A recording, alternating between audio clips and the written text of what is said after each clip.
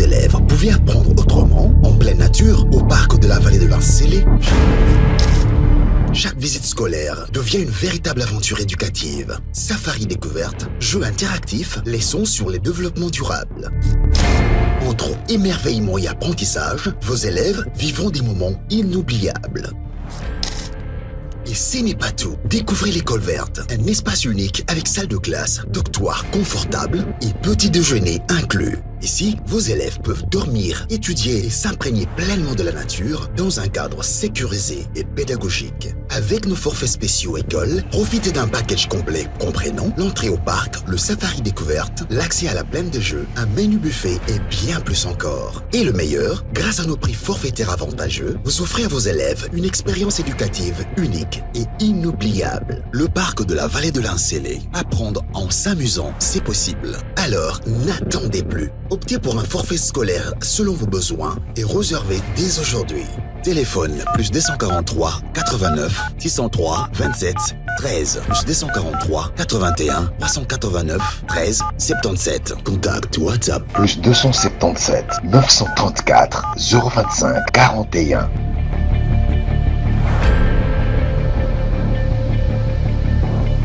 UBC, Université belgo-congolaise, une grande entité éducative à Kinshasa, avec ses facultés modernes, sciences sociales, économie et gestion, développement communautaire et environnemental, droit, santé publique et médecine. L'UBC décerne des diplômes reconnus mondialement. Ici, qualité et rigueur sont les maîtres mots. Son grand campus, avec ses 2 tours jumelles, s'enrichit des logis haut de gamme pour accueillir professeurs visiteurs, étudiants en immersion, pour les échanges interuniversitaires et pour une formation pratique adaptée. UBC met à disposition une ferme agro-industrielle, une bibliothèque pluridisciplinaire, une salle d'informatique à la pointe du numérique, un cabinet d'assistance juridique, un hôpital doté d'un laboratoire d'analyse médicale, une télévision moderne et bien équipée. En partenariat avec des institutions internationales, l'UBC octroie des bourses à ses lauréats et assure le suivi du cursus du 3e cycle à l'étranger. Nous sommes sur Louosi, numéro 11 à 13, en face de Carrefour des Jeunes. Téléphone plus 243 816 000 634. UBC, une œuvre signée ambassadeur Mathieu Mobindi.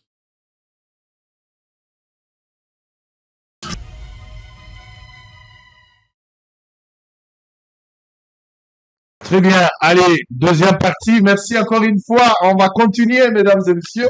Nous sommes en direct, 4 invités au total. Je rappelle Fumoto Tobasanga, Prince Penge, Yves Mouekassa et Pati Katanga. Nous sommes en direct sur Solo Télévision, qui reste la seule chaîne au cœur des investigations. Vous suivez ce programme depuis Kikwit, vous êtes dans le Grand Bandundu, vous êtes à Sankuru, à Losambo, vous êtes à la Bisson à Bumba, vous êtes à Butembo, vous êtes à Ruchuru, na Bukavu, vous êtes à la Bisson même à Kanyabayonga, vous êtes à Uvira, vous êtes de Congolais.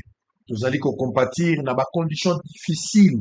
Oh, vous avez traversé les lots parce que Bazon les a occupés par l'ennemi, mais vous êtes Congolais. Il y a moté Kolongola Bino. Tant que vous êtes à la table solo Bolobi, oh, Congolais, il faut que se rappeler même en suivant vos solos la politique comme votre émission que vous aimez beaucoup.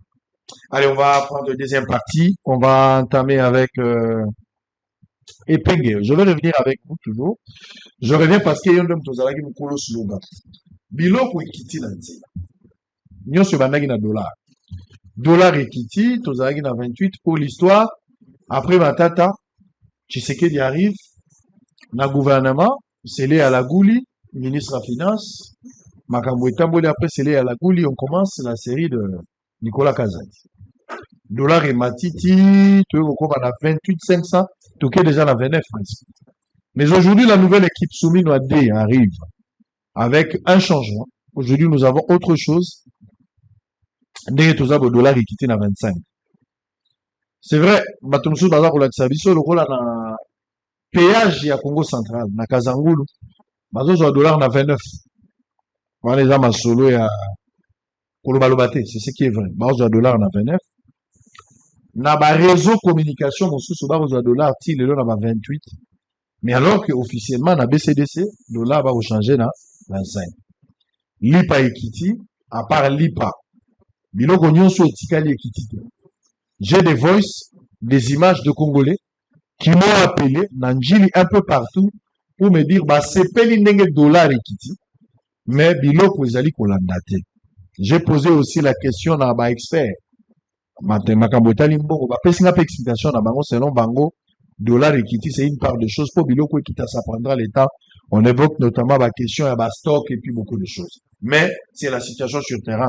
Alors que Franck, Prince Penge, pardon, a pris parole en réaction par rapport à l'ISO population azalaki nango Prince alobi, lokola lanceur d'alerte, vous c'est que la pas batté. Ils allaient reculer pour mieux sauter.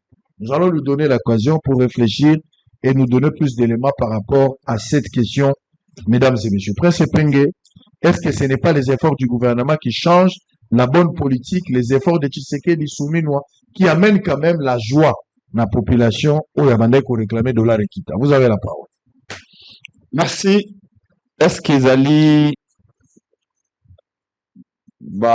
politique publique au ministre des Finances, du budget et de l'économie va déployer et mis dans le gouvernement Lobaki parce qu'il y a un conseil des ministres vendredi passé. Le gouvernement s'était félicité à la stabilité, il y a monnaie nationale. Mais au sein de la Moukapo du Congo, nous n'y croyons pas. Et je ne sais pas même ceux qui sont au gouvernement à se féliciter, que Franck Congolais est stable, je ne sais pas si ce n'est pas un habit de mots. Parce que dollar est allé stable était. Ce qui na matete va changer na 24. $1 est à 24 000. Ce qui na limba $1 25 000. Ce qui na gombe awa $1 25 500. Bah côté monsieur 26 000. À côté monsieur jusqu'à 23 500. Donc il n'y a rien de stable dans ça. Et donc je ne sais pas pourquoi le gouvernement s'est félicité. Mais notre logique est laquelle? Premièrement, je voudrais poser les principes. Bisoban sotolingi dollar ekita. Parité rapport au franc congolais na dollar ezala stable. Mais nama moko opsi otangaki na économie na domaine wana te. Alobi peut être monnaie ezala considéré lokola monnaie et sengeli est rempli trois fonctions babengi être une unité de compte être intermédiaire d'échange et une réserve de valeur. Ça veut dire quoi en réalité?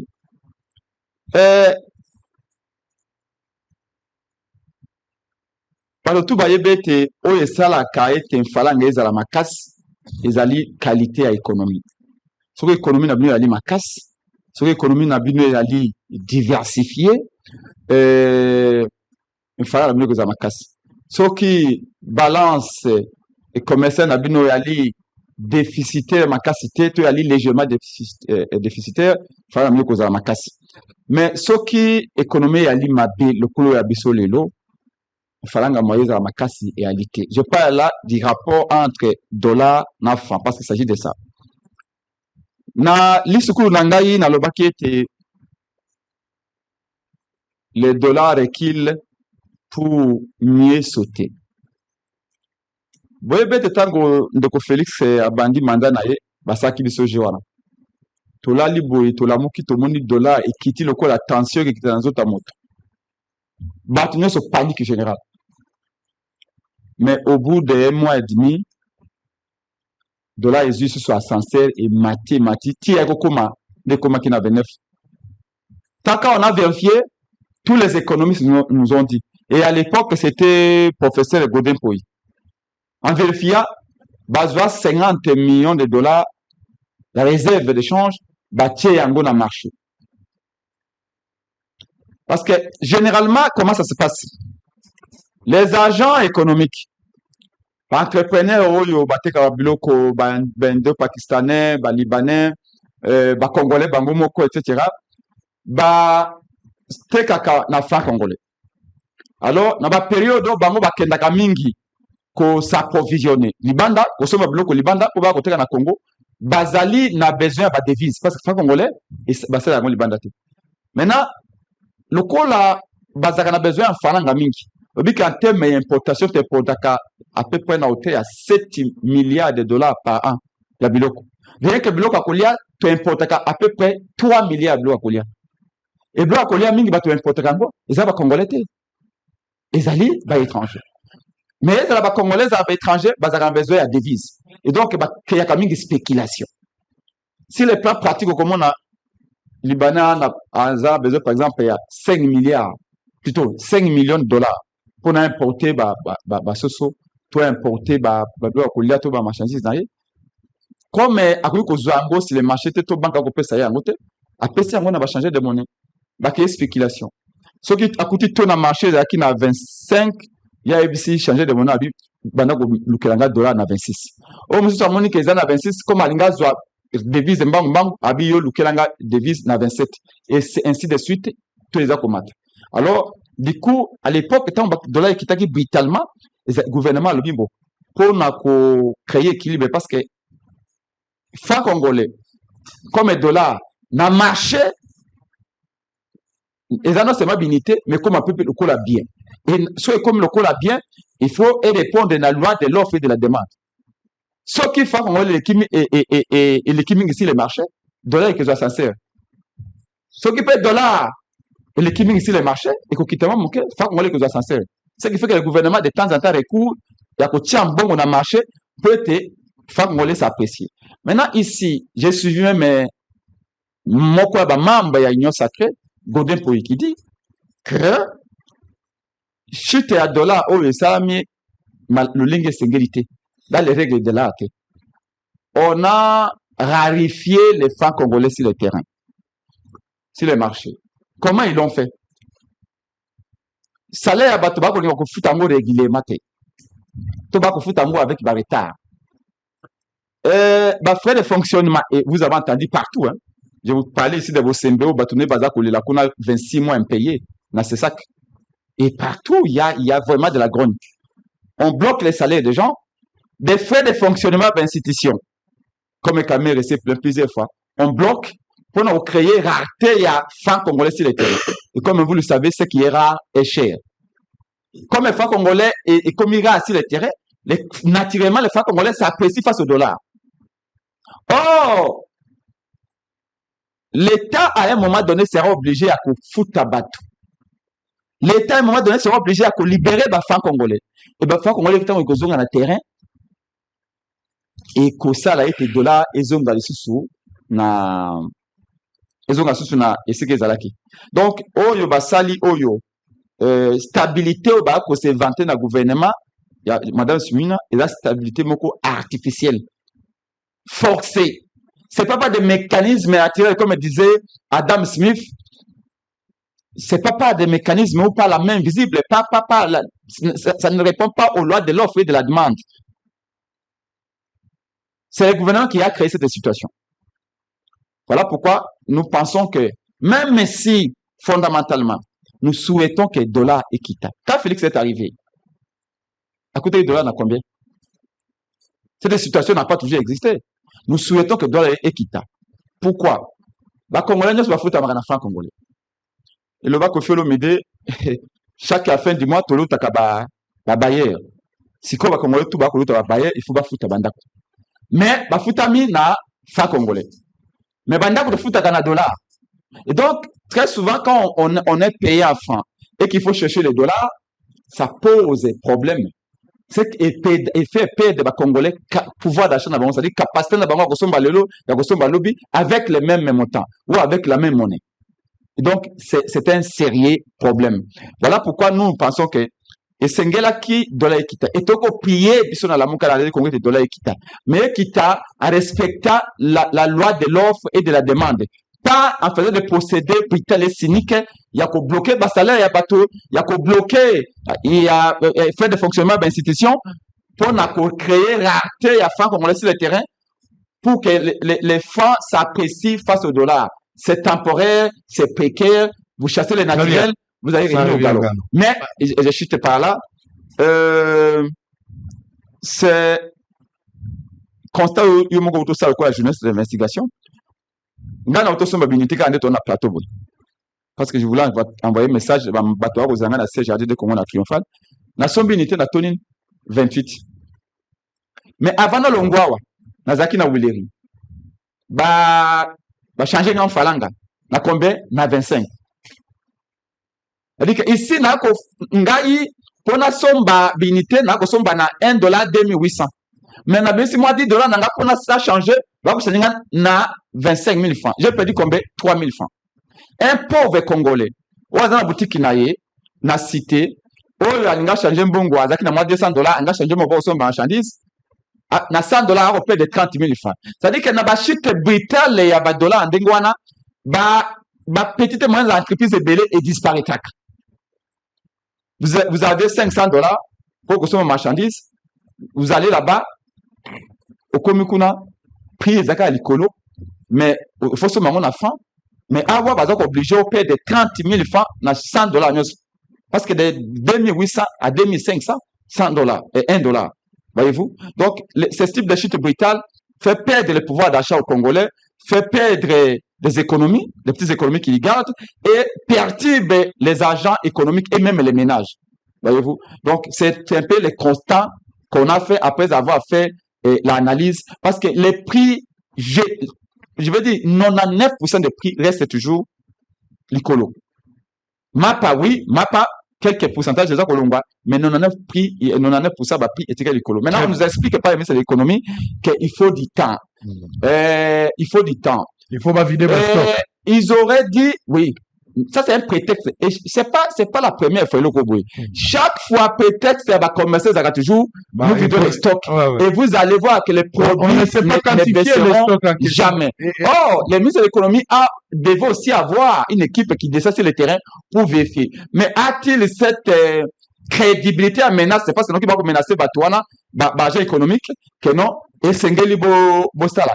La fois passée, sous le régime Félix Tshisekedi, les commerçants même refusaient de vendre.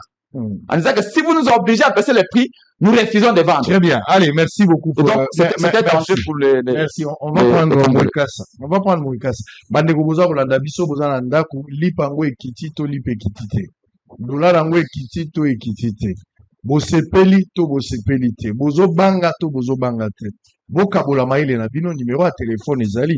Makambo bastoko, d'où l'importance ou nécessité à numérisation et appareil étatique à l'État. Parce que ton gars il facile l'État koye banaika que telle entreprise ou entrepreneur a cotisé 7 millions de tonnes il y a eloko boetel. Dans la zone service au stock possible là, toi la biloko okende ko tukoste. À chaque vente, tozo mona biloko ndenge zobima, tu dis que stock ko couler yango dans un mois ko si la toke na base mususu. Mais le biloko zo kota biloko ko za la 15 000 tonnes ba déclarer winning. Donc ça là en complicité avec certaines personnes il y a douane ba cotisé d'une manière illégale. Il n'y a pas aussi suivi à Koye, ceux qui réellement biloko comme société. Il peut continuer à Koye la biloko, c'est ce qu'ils ont toujours fait. Et je vous apprends ça, que pardon, que balongo les étiquettes dans le magasin, mais ce qu'ils font là, c'est pas parce qu'ils sont des diables. Ça s'appelle l'économie de l'anticipation. Parce qu'ils ne sont pas sûrs des mécanismes. Les opérateurs. Non, ils ne sont pas sûrs des procédés, de la régularité des procédés utilisés par le gouvernement pour forcer la baisse, la pression du franc congolais. Ils se disent que ça va remonter forcément. Alors, ils préfèrent vendre les biens de service. Merci beaucoup. Merci beaucoup. Allez, donc, merci. Économiquement, ça t'explique. Moins qu'à ça. Vous avez la parole. Moi, je n'ai sourire parce que opposition a vu la difficulté sur le monde va reconnaître. Allez-y. Ozomona ba artifice nyonso ndeko na ngai epenge ona linga ko benga epenge akosala po kaka a reconnaître te ke loka malamu wana ezali résultat ya une politique gouvernementale soki ezalaki pete ndenge ozokanisa wana bato nyonso balingaki basala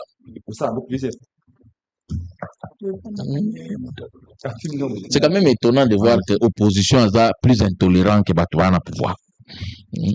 Ce que c'est facile à faire. Mais tout le monde a un Congo.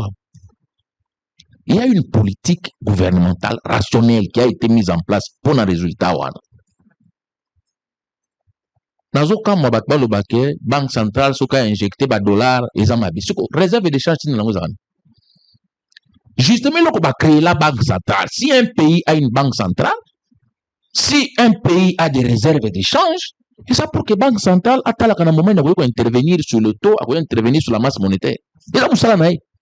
Parce que si vous avez des biothèses artificielles, les missions sont en a réserve d'échange pour faire que bon, nous avons une réserve d'échange, nous avons $6, nous avons 6 francs pour jouer sur le taux d'échange. Donc, la Banque centrale a mené une politique réfléchie. Elle a hasardé à mener une politique réfléchie pour qu'elle injecte $50 millions dans l'économie. Mais ce qui est la Banque centrale, il y a eu des mesures qui ont été prises dans le niveau de finance et budget, notamment ressermer à la dépense. Quand le ministre des Finances, le gouvernement, à travers le ministre des Finances, qui est Moutou Afoutak, ok, la dépense inutile, ou la dépense autonomique, to kitisa ngonan. Bolingi boke une mission 15 personnes, habituellement boke 15 personnes, tika boke 12. Batakoti si document ote loko tolingi to sala to sengi gouvernement pesa biso 10 millions gouvernement bitena ko pesa bino 10 millions tina ko pesa bino 8. Il y a une politique, il y a resserrement budgétaire où il saliete gouvernement ça ko dépenser nenga bandaki ko dépenser te. Et puis on bosse la finalité à makambo nyonso. Autre belaka ngo depuis des années to luka ko koma na niveau ya dédollarisation ya économie na biso. Tant que na Congo, dollar et la première monnaie à la transaction, n'amboko, tout ça a difficulté. Parce que là, on a bisauté, et là, on a battu on a besoin de dollars à l'importation. Alinga qui négocie babiloko libanda, aya nangwa, azan a besoin de devises. Mais en interne, normalement, il fallait qu'il y ait une transaction, on a se rappelle Rambali Bosso en Afrique du Sud, na ba dollar dans la poche comme tout bon Congolais. Na komiki panena soma dollar ba bitete o soma dollar ndeni il faut que nous changer dollar na kei na banque moko bon ba changer nga $100 na ngai balingi bakatanga 30% comme ba frais bancaire nde mutu mo stelinga bité congolais moko ayi singa bi yaka tokene na Yoville na ko memo pa ba indien na ba éthiopien ba ko changer na taux normal. Donc na bamboka mususu batu ba consomaka mbongo na bango. Nous, on a été déformés pendant des années à consommer essentiellement la franc. Qu'est-ce que je dis? En dollars. Il n'est pas normal qu'il y ait une transaction interne dans la Katia Mboka. Tout ça, en dollars. Et le gouvernement a une politique. Au but, mouke to comme un niveau pour dédollariser. Donc, ne dites pas que les artificiel. Il y a une politique qui est là. Maintenant, ce qui concerne l'impact na yango, n'a pas pris. Na Congo, tout ça, na régime moko yo, libre fixation à bas prix. Ça veut dire, les aga kanabiloko 3 ou 4, l'État n'a fixé à prix. Carburant, transport. Nde babiloko yo, ciment, nde babiloko yo, l'État a fixé à prix. C'est-à-dire le ministère de l'économie a le bien de transport et cause à la en collaboration avec le ministère, il y a ministère sectoriel, par exemple, carburant au Tekamana, autant. C'est d'ailleurs, et le quoi il ramène à Kabiso, le quoi de Gonava, tout au Tekolo Bawa, Banyungo, l'État, Zalaganango, vis-à-vis, il y a pétrolier. Pour l'État a fixé à prix. Il y a produit. Il y a produit 3 ou 4. Pour l'État a fixé à prix. Pour le reste, l'État fixe à prix, mais l'État, à travers la loi, a fait ça par critères, il y a fixation à prix. Ça, par exemple, marge bénéficiaire et pas un abus. Il faut qu'on ait au-delà de 20-25%. Il y a un service au Moussala dans le sala contrôle économique. Mais si on a baissé la pas d'abus aux animes, et ça que Batoubaza tellement habitué à laisser aller, il y a un spéculation. Alors qu'en réalité, rétention à bas stock, est illégal, ou quand même que ça la bolo pour na yango. tozana biloko boy koteka pour jouer sur les prix alors que la loi oblige bato ba afficher ba prix so okuta magazo mingi surtout ba indien na ba libanais bokomona ole ba afficher prix en dollars bakoma ko cha code okuta ba che r soki nini wana parce que bazoluka comment contourner l'exigence légale à fixation à prix. Et aussi parce que les gens étant habitués à la spéculation, prix et comment on s'est fixé. Et le combien à bandio 10 dollars à discuter. M sur le valeur dans 3 dollars. Que n'est pas un point zawa. Donc nous sommes battus le 5 dollars. Peut-être nous sommes peut-être 40 dollars. Mais ce que moi côté dans magasin au moni prix za yangote. Et ça par principe économique. Oyo musale zo sala na malamu na moment oyo. Na ministère de l'économie, donc banque centrale, ministère de la finance et budget, ministère de l'économie, pour tout comme on a résultat. J'ai appris aujourd'hui, n'a évité Congolais à vérifier l'information, que quand la journée qui était pris. Je l'ai appris aujourd'hui, pendant que na outé comme na bosolo Congolais a vérifié ce qui m'a comme na lobby, si l'information que j'ai reçue est bonne ou pas. Mais pour confirmer que Makambo non son ça fait partie d'une politique gouvernementale. Et ça hasardé. Depuis un temps, réserve stratégique générale était à disposition à Congolais Massangu. Nous avons quelque part. 25 kilos à Massangu à 35 000 francs congolais. Contrairement à 57 000. Eux qui pris à marcher. Parce que le chef de l'État a entrepris une action pour faire en sorte que l'État sombi, l'État qui n'a pris assez pour combattre Nzala. D'ailleurs, j'en profite pour saluer l'équipe qui va diriger, réserve stratégique, équipe qui va diriger réserve stratégique, parce que va permettre de mettre en place une partie à politique à chef de l'État. Le cola Serge Mulumba, Ndekonanga et Laurent Chilengi, qui sont coordonnateurs adjoints. Donc, Massangu et Zaboteka, Congolais. Quelle est la réserve? On est primature, na Mupanza primature, 35 000 francs congolais. Na Gambela, ils ont tekama. Na Matete, ils ont tekama. Na, comment on dit? Na Route Mokali, Massango, ils ont tekama. Donc la population n'est pas prisonnière à Batoba la spéculation. Comme nous sommes aux Alaïwana, Sombi à 35 000 francs congolais, pas à réserve stratégique à l'État. Il y a qui obtient à cité à 57 000, Prince Pengalobi, au Massango Kitakite. Congolais qui m'a badongolomi souana, qui n'est au somba yomo kuna babo teka na 35 000 francs congolais 25 kg massam. C'est une politique gouvernementale. N'a vu que nous avons la difficulté sur mon îlot comme ngala za la liberté d'esprit hein. Sur mon îlot comme bena ko tumbalanga ina na problème té. Mais sur mon îlot comme là, nous faisons le bango. Mais bino bozanga la liberté d'esprit pour ba été awa gouvernement c'est le comme là. Seule opposition na mokili. Oyo valeur mboka mbongo na bango e mati, bango bazaka contre. Azo prédire déjà que ba commerçant ba yebi que ekokoya nango. Ça c'est l'opposition congolaise. Aza déjà yebi déjà de place de roken.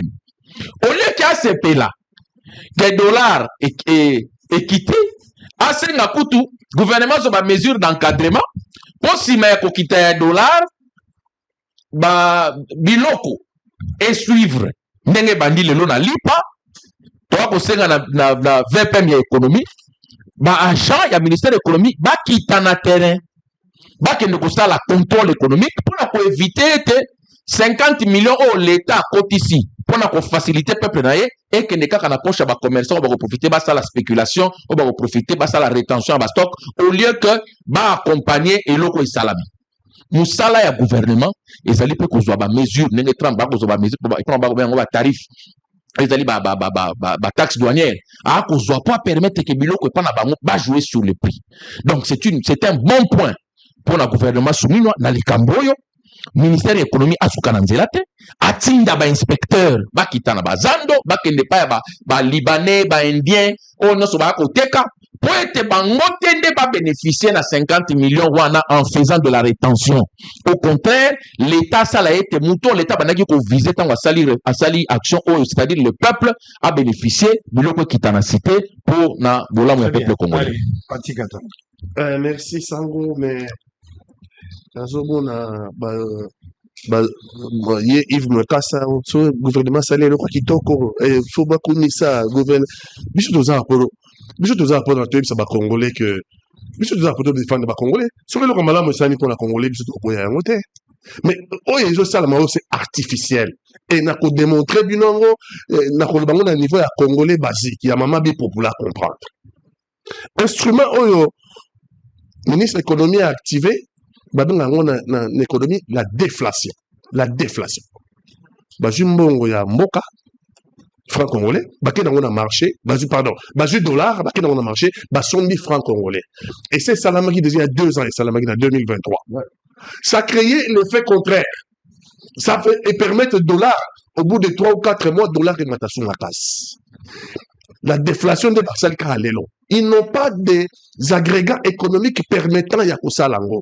Mais Barsal Yango, parce qu'eux pensent que les solutions provisoires. Oui, les lots au gros sont liés par 400 francs, mais dans 2-3 mois, liés par 700-800 francs.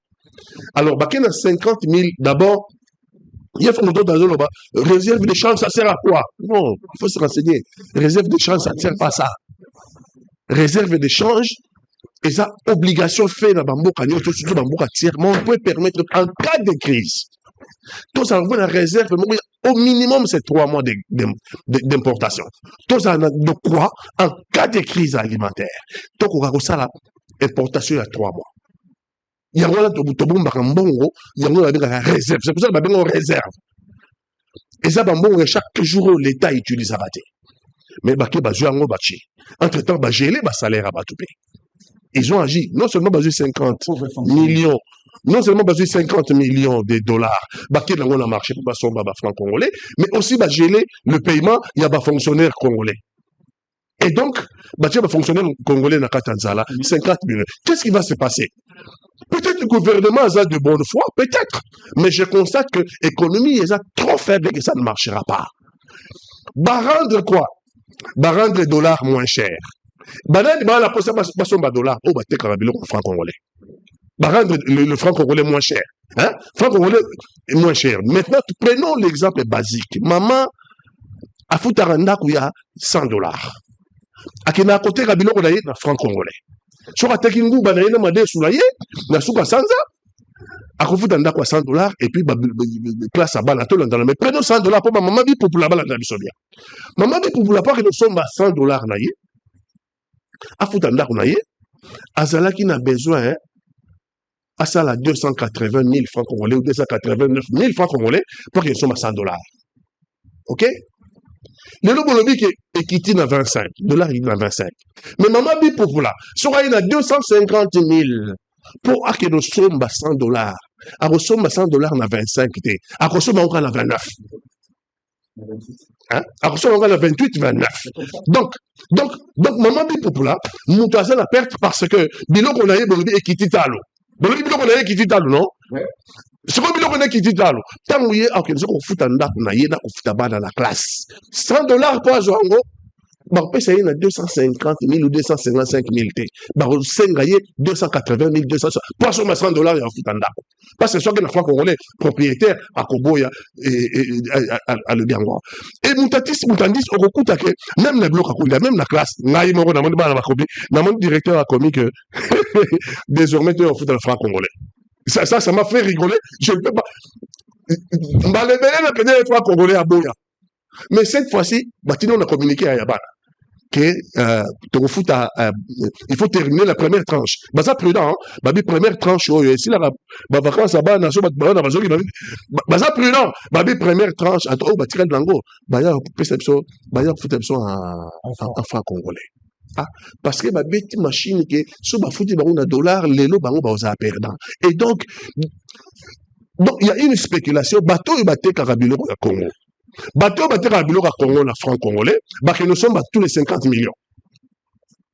Indépendamment de la volonté du gouvernement. Mais les Indo-Pakistanais, les Libanais, tout ce qu'on a créé nous sommes à 50 millions. Donc ça va nous créer une pénurie dans 2-3 mois. On a pénurie, il y a $. Tant que pénurie, il y a $, conséquence, ce qui est rare et cher, dollar et matatal. Dans 2-3 mois, dollar et matatal. Mais le qui dit les 4 prix administrés. L'État a les 4 prix administrés. L'État, il fixe le prix de l'eau, il fixe le prix de l'électricité, l'État fixe le prix du transport, l'État fixe le prix du carburant. Vous voyez, ça va dans 4. puis administré à l'État, et là, on est quitté. Parce que tu vois qu'il le carburant. Tu vois, tout se retrouver dans le transport, non? Le transport n'a pas baissé le prix. Sur l'eau, l'électricité, bah, prix à l'État, où l'État fixera, bah, prix cimenté. L'État fixera cimenté. Tout le monde la baisse. Il n'y a pas de baisse et à prix sur les marchés. Il n'y a pas de baisse et à prix sur les marchés. C'est le franc congolais qui est devenu bon marché. Et tous les Indo-Pakistanais vont acheter les bons en franc congolais, bah, nous sommes en dollars. Et bah aussi, c'est cette manne mis sur le marché. Bah, nous sommes exportants chez eux. Dans le Liban, dans le Pakistan, nous serons exportateurs de fois à 50 millions et demi. Et donc, dans 3-4 mois, les mêmes pénuries ne te mettent à vivre. Maintenant, qu'est-ce qu'aurait dû faire le gouvernement? L'État a un moyen mingi ya kucha devises dans le marché. Loi Nabiso, il y a code minier et la loi sur la réglementation des changes. Et ça permettre tous ceux qui exportent ma minerai Nabiso, tous les grands là. Et c'est clair, il y a une quantité qui est prévue, faisons sur les bénéfices, rapatrier à Kayangote. C'est là que j'aurais voulu le gouvernement congolais et agir. Rapatrier à Kambongote, donc ils ne respectent pas la loi congolaise. Comme tu as un mafia, on les laisse comme ça. Regarde la pérennité. Sur le marché, dollar et suffisamment, parce que l'économie est dollarisée, si vous avez un dollar en permanence, en quantité suffisante, pour pas que être dérangé à franc congolais, que le franc congolais est stable, on a besoin de la loi pays claire. Malgré qu'on a rapatrié sur les bénéfices. En permanence, tu as une crise à dollar. Mais Bango va rapatrier et il nous crée les Indo-Pakistanais, il nous crée une spéculation. Il y a dollar, conséquence, tout ça, en permanence, la crise. Les crises, les jugulango, franc-congolais, dans le monde, on a vu son mongo. Bango, Indo-Pakistanais, Bango, somme les 50 millions. Problème, monsieur, c'est Abisso. Voilà, il y a les bossos dans le birabino. Il y a loi et la réglementation des changes. Au monde, un nombre, il y a détournement de fonds. Oui, bon, le bon est croti. Oui, bon est croti. Mais tout l'argent a été détourné. C'est ce qu'il faut dire aux Congolais. On le dit, bon, pouvoir continuer, oui, nous ne disons pas le contraire. Mais je peux vous démontrer que depuis 2019, que Félix Antoine Tshisekedi est au pouvoir, détournement de fonds et en dollars. Et ça a plus de 6 milliards. Na roche la yo yango, oluka, tangi la Congolais, notaka, Congolais, bon, sabiki, pour la bonne otango nandako, ndenge nini, awa, détourner mes salama. Si on détourne notre argent comme ça, c'est que nous n'aurons pas le moyen de faire. Alors, nous n'aurons pas le moyen jamais, il y a équilibre, il y a franc congolais sur le marché, parce que tout l'argent produit au Congo, spéculation par les Indo-Pakistanais exportés, mais aussi le personnel politique, il y a union sacrée, détournement sur détournement. Maintenant, les Congolais, bon noté, fanatique, pardon. Rappelez ici, nous avons fanatique, il y a vita. Mais fanatique, après ça, coach ordre été, parce que coach est en lecture à match. Yo fanatique, n'a la Rolanda, yo pas besoin de lecture à match. N'a la coach dans Rolanda, yo te. Yo ndo Rolanda lecture à match, là. Donc, attendez, je vais vous mettre pour le baron va contredire bien.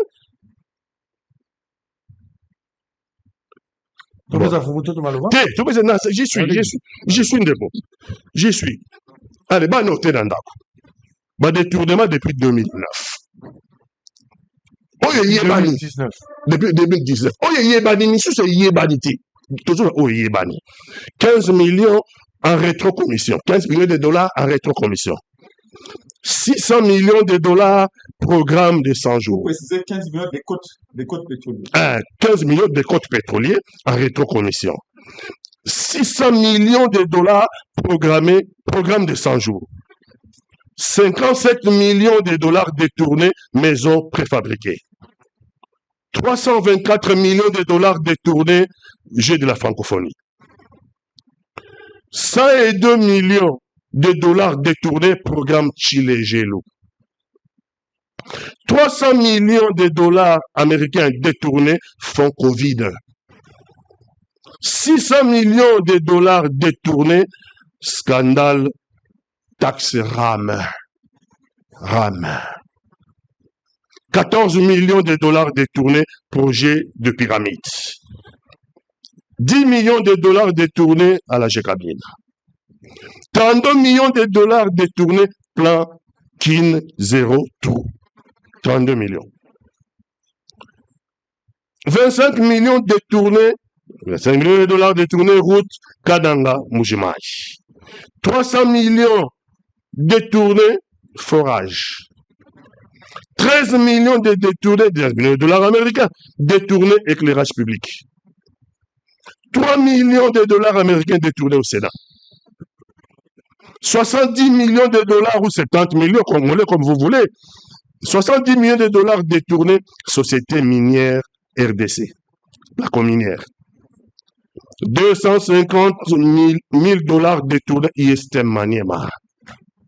250 000 dollars détournés, gouvernement Tanganyika. 400 000 dollars détournés, ministère de l'Éducation, EPSP. 90 millions 200 000 dollars détournés, 14 bus et 12 minibus. Je pense que ça, c'est à l'Assemblée nationale. 14 millions de dollars détournés, 3 écoles et 3 hôpitaux en Mbujimaï. 200 millions de dollars détournés pour acheter 3 drones.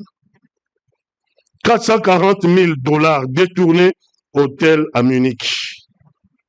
115 millions de dollars détournés à Arena. À Arena, il faut qu'on en dise quelque chose. Je fais une pause pour expliquer Arena.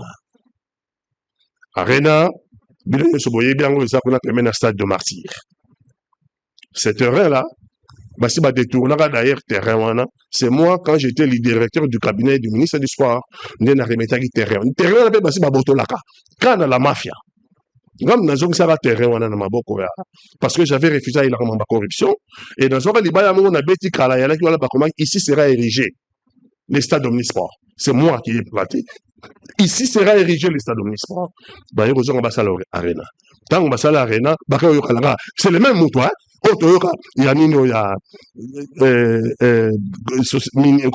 centre financier. C'est le même mot.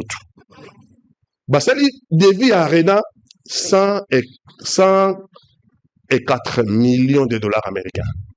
Alors que Arena, ils sont dans les nord, hein? Arena, ils allient. Ce qu'on comme la porte de la chapelle dans Paris. Ce qu'on avant les Jeux Olympiques et à Paris, place Arena, elle a 4 arénas dans le nord. Jamais Arena n'a comme 104 millions. Accordons. Arena a 104 millions. L'État a mis si peu bon voilà. Mais, Bilomo Boyib dans le Congo, Bajou va payer entrepreneur 60 millions. Il y a un moment où il y a les Catalans. Il entrepreneur 60 millions, Bajou 44 millions, il la poche. Moutoua dans le travail, à mon rassugi à aussi ça règle 60 millions. À Zongeli l'État la biso. L'État est, on a rien dans la Kata parce que il encore 60 millions. L'État il a payé ça qui 104 millions. Non, retourne les Arabes dans bon one. En réalité, dans les 60 millions, 44 millions avaient disparu. L'État, pour rien dans la besoin de ce monde. L'État sur 45 millions a payé sur comme un avenant. 44 millions, l'État perdra qui tombe dans Kangité. C'est pour vous dire que moi, mon habit, c'est toujours ça, exportation de fonds. Je continue le bas détournement. 80 millions de dollars américains détournés, bâtiment de l'IGF. 242 millions de dollars détournés pour 145 territoires. 17 millions de dollars détournés, études, faisabilité. Le montant global. Chemin de fer Kinshasa Banana. Le montant global était de 6 milliards. Yeah. Les 6 milliards dont on lobby depuis 2019, s'il est là, les montants, on gagne en termes de temps. Okay. 6 milliards de détournés, ce que mon qui injecté sur l'économie avec toute la rigueur qu'il faut, toute une perturbation économique donc, non seulement les Congolais vont jouer contre leur propre pays, mais aussi les Indo-Pakistanais, les étrangers vont jouer. Alors moi, je vous donne 3 mois. Cette affaire-là, c'est contre Maman Bipopula, c'est contre les ménagères. Les instruments qu'ils ont utilisés. Non, est-ce que vous êtes d'accord, Kiti? Et là, on Kiti, Kiti. Parce que c'est là. Monsieur, on va mettre les prix. Sango Yope, ouais, on va mettre un peu de prix. Ah, Bilo Kiti, ça c'est bon, combien? On va mettre juste un tableau. On retient. Ok. Vous allez suivre ça, pour ceux qui bango pour le personnel. Dans un exemple échantillon, bateau matete batindi biloko et kiti. Ok? On va mettre ça dans le tableau. Peut-être bakosi bino bateau dans l'option à commentaire comme l'option à C. Biloko et kiti vraiment. Exemple, à matete aujourd'hui, un sac de riz 68 000 francs. Oh mon teki. Un sac de riz à 68 000 et commis à 54 000 francs. Un carton de poisson à 18 plus. Il y a 190 000 et qui dit à 172 000. Sac à semoule au tourné outil 48 000 et qui dit 42 000. Carton à pousse c'est 65 000 et commis 54 000 francs congolais. Atindi 4 et voilà, bah preuve ya biloko. De selon ye biloko et qui dit bato matete bazo landanga bato bazan de peu bazan. On va revenir tout à l'heure. Fumoto, vous avez la parole. Merci. Merci, tu constates que tant que tout le monde a parlé, même le pour l'Obamate, donc on a la spéculation, dans l'objet le côté. Mais moi, je vais défendre les sciences pour Tangi. Allez-y. Je te protège. Je vais défendre mon pouvoir pour Nazaria Tshisekedi et avec l'argument scientifique et pratique des données. D'abord, nous va raconter une question. Est-ce que Biloko est quitté? Qu'est-ce qui a fait que Biloko est quitté? C'est ça la question. Mais accueilli dans des détournement. Mais il y a mon code parti Katanga Outukolobake. Il a été directeur de cabinet. Mais Nalingi Yatanga Koloba, Aïb Saba Congolais, qu'il était directeur de cabinet à ministre à l'époque Nil. Et là, tu sais qu'elle était, je crois, et Nelurunga, si j'ai bonne mémoire, et Zalaki, directeur de cabinet, Kaliba, directeur de cabinet et un ministre à Kabila. Donc, on a ça, on a laissé les lois de bonne gouvernance, à parmi Bandoko Bomba Bokalo. Parce que Kabila n'est pas tout sauf moderne à bonne gouvernance. Mais question de retour pour abandonner. Je n'ai jamais été kabiliste et l'histoire ne l'a jamais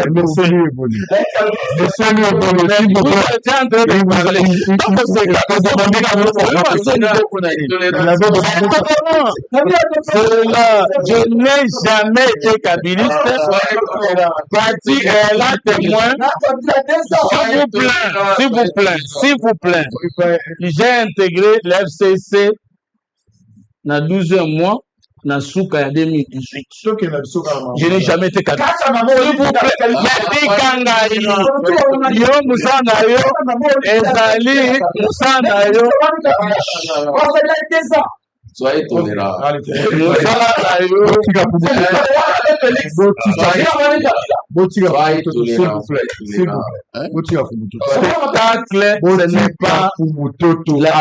L'apanage des je vous interdis de prendre. S'il vous plaît. Allez-y. Merci. Protégez-moi. Je vous protège. Alors, pourquoi alors est-ce que Natango ya Mobutu détournement les a raté? Est-ce que Natango ya Kabila détournement les a quitté? Mais pour les Tokoy Koye Bakolobate, et ça autant même à sortir à l'Okuta, parce qu'il y avait un levier de la bonne gouvernance qui manquait dans le régime ou en alliance, pour que la même c'est le contrôle.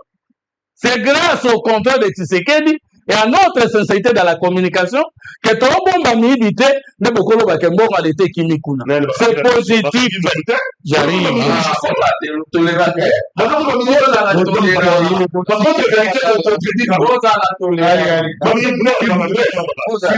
S'il vous plaît. Botikae. Batubazana ndaku bozo komelanga ida singi bino message. Bosa ndenge ndeko na sani. Ce biloko ekitite bolo bango na ba message à batubele ba pe biloko ekitite. D'accord. Mais on va moni biloko ekitite comment message oza numéro na ngapi 097 69 70 380. Combien la message nous? Pourquoi que mon l'état baïbaka? Pe baïbi banani pe ke iboni fallait que ce que dans là, il je face à la musala contrôler ça la pauvre. Positif. Pour ya Kabila na ebamaki combien? Na Tshisekedi aye parti talanga en face.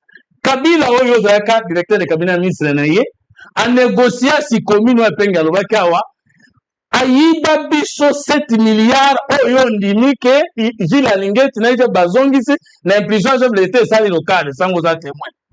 Mais nyoso lobi Tshisekedi nyoso soki ezalaki vraiment makambo lobi ezaka 6 milliards. Mais Kabila ayibi biso na contrat moko 7 milliards. Nazo peso contradiction dans le fond.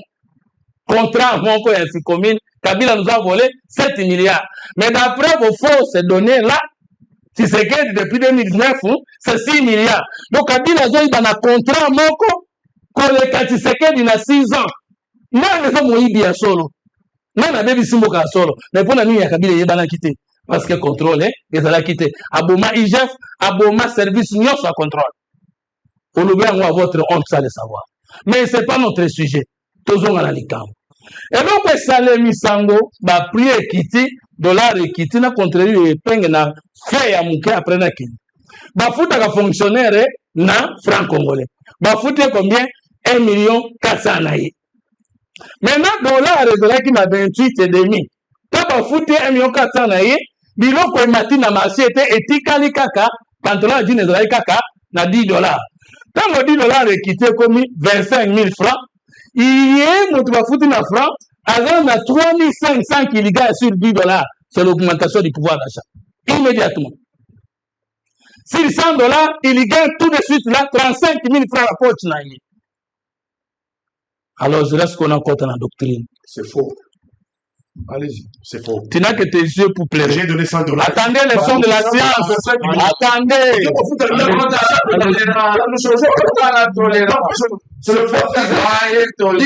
Soyez tolérant lobiboye. Sango na zonge. Sango bakiti 6 dollars. Jino na banoso ma na 10 dollars. Ezaka na 10 dollars. C'est que na ye na 10 dollars. Libanais wana to Camerounais après c'est un pantalon à 10 dollars. Il peut dollar. Mais oui, il peut dollar. Mais yoka, c'est yoka. Yoka na landela yoka.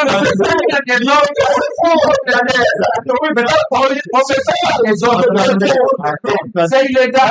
Attendez. Nous souhaitons, mais la réalité. Mais laissez-moi le faire. Respectons la loi. S'il vous plaît. Congolais. Olomba sombe eloko na franc baboyi kende kaka na polisi ya pembe. S'il vous plaît. Omesani na désordre. S'il vous plaît. S'il vous plaît. S'il vous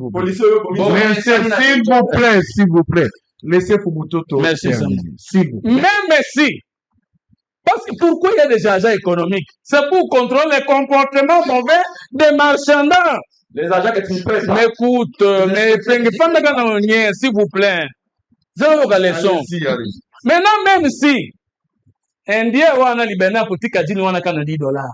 Mais nous connaissons écart entre taux d'achat et de taux de vente à dollars. Jamais dollar est quitté à 25. Bon, mon taux est que nous allons consommer à 28. Nous devons consommer à la banque comme à 28. Même ceux qui consomment à 27, il a mis 500 francs sur 10 dollars et il a 15 600 dollars. C'est un pouvoir d'achat qui s'est augmenté. S'il vous plaît. Maintenant, tu as Malika. Nous avons une économie politique. Nous avons une droit de science politique, une économie, la stabilité du cadre macroéconomique. Alors, stabilité du cadre macroéconomique, pour ceux qui veulent nous suivre, pour comprendre, et où tu as un ministère, et dans la combinaison de plusieurs ministères et plusieurs services publics ou entreprises de l'État. Nous prenons premièrement le ministère du budget. Nous sommes le ministère du budget Zanini pour te comprendre. Koyebisa l'État, la maîtrise de l'assiette fiscale. T'as la dépense na union soit en amont et en aval. T'as les siko Congola Kamobosonaka, Kongola. Conséquence, dès qu'on maîtrise au niveau de la conception budgétaire, de la politique budgétaire, l'assiette fiscale, automatiquement, l'État yebi, n'est ici qu'à ne kozanga, par exemple, d'akonayo, et d'akanansere, mais l'État va nous importer, va maîtriser. Deuxième élément, c'est le ministère de l'économie. Moussala Nayenini, c'est 3 choses. 1. Mokoko Samba, président de la République, a fait ses missions, lutter contre la vie chère et augmenter le pouvoir d'achat des Congolais. Relancer les secteurs productifs nationaux. Les mesures là, on les appelle pas d'économie, aujourd'hui, une utilité. Des mesures conjoncturelles. C'est ça le thème en économie. Ça veut dire quoi? Pour donner un peu raison faussement à partir Katang. Et pour les 3-4 vont atteindre, parce qu'une mesure conjoncturelle ne stabilise pas pour tout le temps l'économie nationale. Ah, il a avoué. Non, je n'avoue pas, je vais vous expliquer, vous allez comprendre. Non, alors voilà. C'est aujourd'hui que tu reconnais que je suis sincère. C'est aujourd'hui maintenant. Vous reconnaissez. Mais j'en avais sincère. Maintenant, quand est-ce que ces mesures deviennent structurelles? Mais il veut vous en parler de réserve de change. Yo, il y a des réserve de change, c'est pas ticatan. Réserve de change, Zalika, un bon l'État, il a dépensé. Ma commune à ma coquille, à Kobomba, bon, mon sous, il y a yemoko. Mais, elles ont dépensé, moi, le sous-système, mais, elles ont la crise, elles ont dépensé. C'est là. Ça aussi, c'est fait ça. C'est là. On peut battre. Alors, réserve de change, et dans la carte, on a foqué dans ma mesure circulaire. Soyez Tu vas parler, laisse-moi parler. Laisse-moi parler. Motonio, ça se comprend, que ça banga, que ça mboa. S'il vous plaît, Yoka. Yoka to salabo. Non, qui ne comprend pas? Yoka to salabo. Vous êtes tellement micolo. Makele la micolo de ça. Dollar. Motuna na otuna na ndaku. Na pesi bino numéro na kai 097 69 70 380. 097 69 70 380. Kolobananga ka te biloko ekitite c'est va. Kosala lokola le monsieur là a écrit. Lobananga ngai monsieur tel. Nazala ngapa. Ça qui a l'eau qui te pas la biso ezanga na tel prix. Pesa la tableau.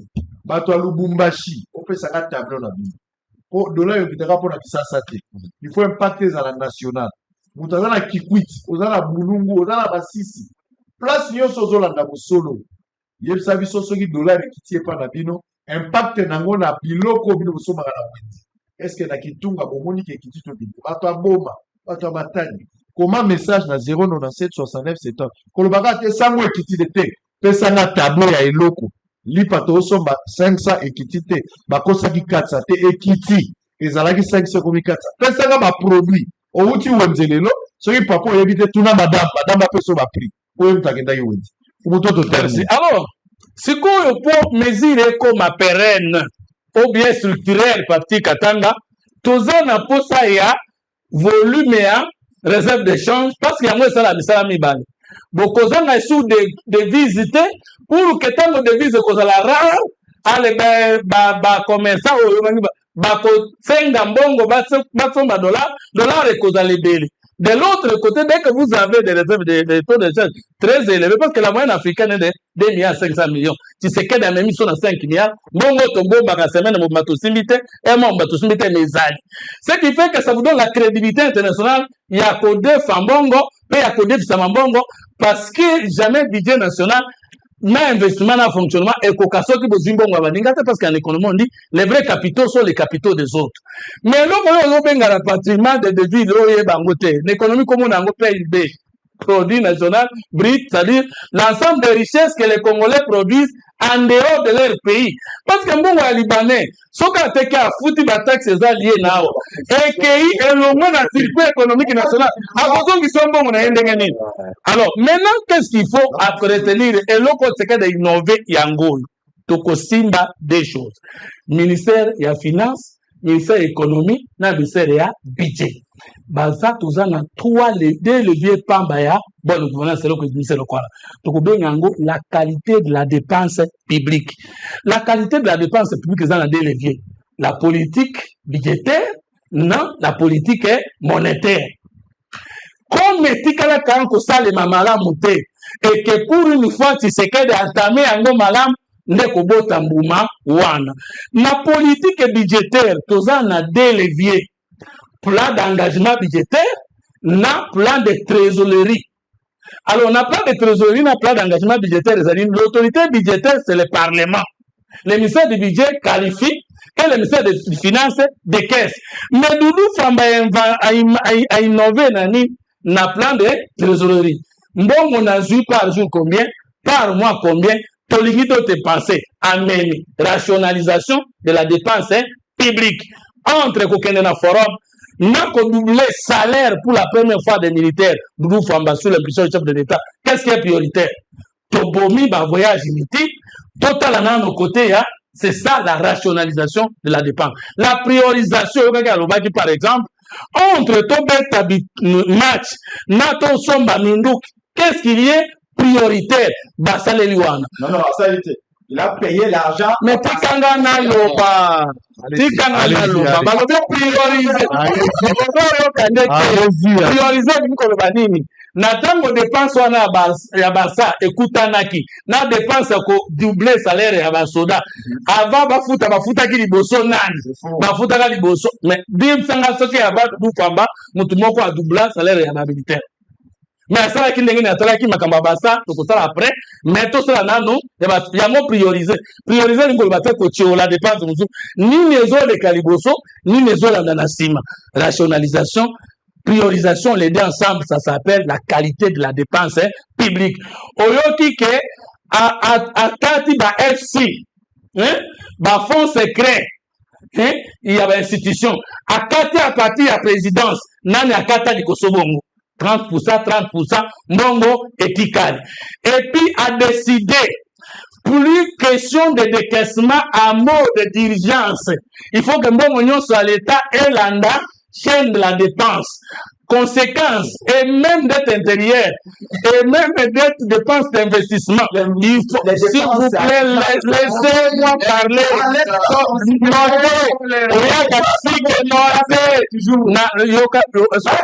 Rationaliser, privé. Continuez à de manière.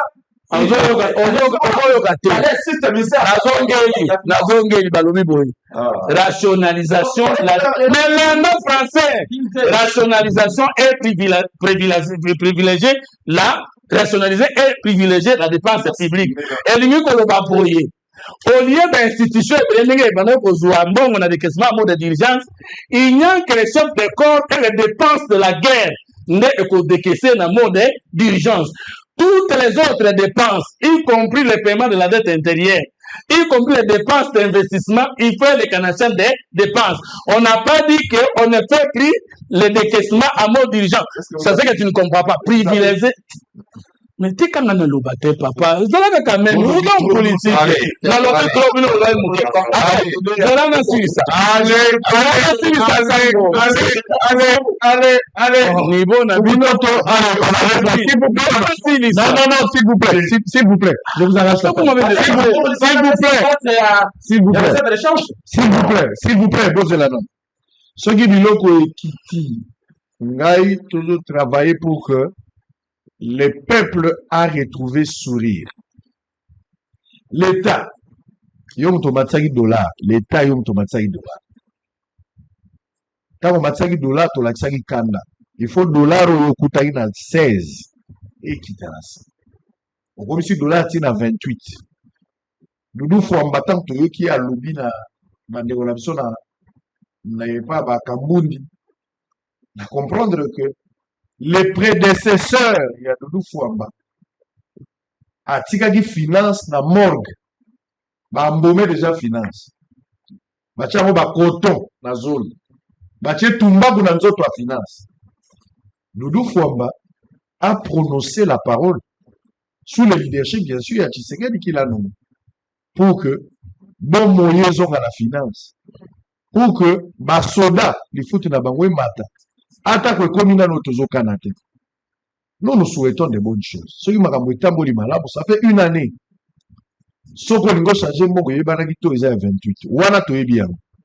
Par rapport à Morgue, il nous a laissé dans le pétrin. Mais quand Doudou arrive, on stabilise d'abord, et puis aujourd'hui, il est Kiti. Voilà. Mais quand Kiti, il ne faut pas être dans la cosmétique. Il ne faut pas être dans l'artificiel. Il ne faut pas être dans la coquita spectaculaire.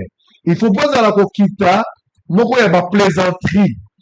Kokita wana l'objectif ezali impact nango na biloko emonana ndakisa les unités. Bato ba lobi ba unité. Ya ba opérateur économique téléphonique ba unité na bango ekitité. Canal Plus prix na ekitité. Na unité bato a gagné ba s'exprimer. Est-ce qu'il y a des gains ekitité? Est-ce que ba hôtel ekitité? Muso alobi pas. Le canal na zotanga message. Papa Sango, problème est à crédit. Sans unité, ils ont toujours 2900, tandis que le taux de dollar est à 25. Comment comprendre? On a tout mis. Est-ce qu'il y a gain équité? Est-ce qu'hôtel équité? Préservatif équité? Est-ce que c'est mou l'équité? Lipa équité? Transport équité? Ndembi, soso, soukali, miliki. Bato bazali cause la impact ya biloko wana. Ça, je ne sais pas. Pour ça, le signe. Si c'était ça, mon Et si vos élèves pouvaient apprendre autrement, en pleine nature, au parc de la vallée de l'Ancélé? Chaque visite scolaire devient une véritable aventure éducative. Safari découverte, jeux interactifs, leçons sur les développements durables. Entre émerveillement et apprentissage, vos élèves vivront des moments inoubliables. Et ce n'est pas tout. Découvrez l'école verte, un espace unique avec salle de classe, dortoir confortable et petit déjeuner inclus. Ici, vos élèves peuvent dormir, étudier et s'imprégner pleinement de la nature dans un cadre sécurisé et pédagogique. Avec nos forfaits spéciaux école, profitez d'un package complet comprenant l'entrée au parc, le safari découverte, l'accès à la plaine de jeux, un menu buffet et bien plus encore. Et le meilleur, grâce à nos prix forfaitaires avantageux, vous offrez à vos élèves une expérience éducative unique et inoubliable. Le parc de la vallée de l'Ancélé. Apprendre en s'amusant, c'est possible. Alors, n'attendez plus. Optez pour un forfait scolaire selon vos besoins et réservez dès aujourd'hui. Téléphone plus 243 89 603 27 13 plus 243 81 389 13 77. Contact WhatsApp plus 277 934 025 41.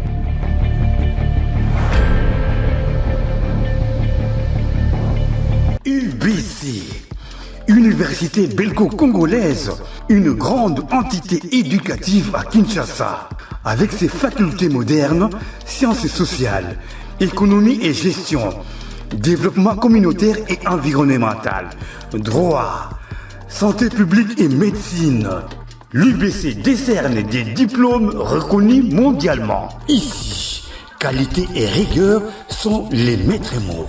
Son grand campus, avec ses 2 tours jumelles, s'enrichit des logis haut de gamme pour accueillir professeurs visiteurs, étudiants en immersion, pour les échanges interuniversitaires et pour une formation pratique adaptée.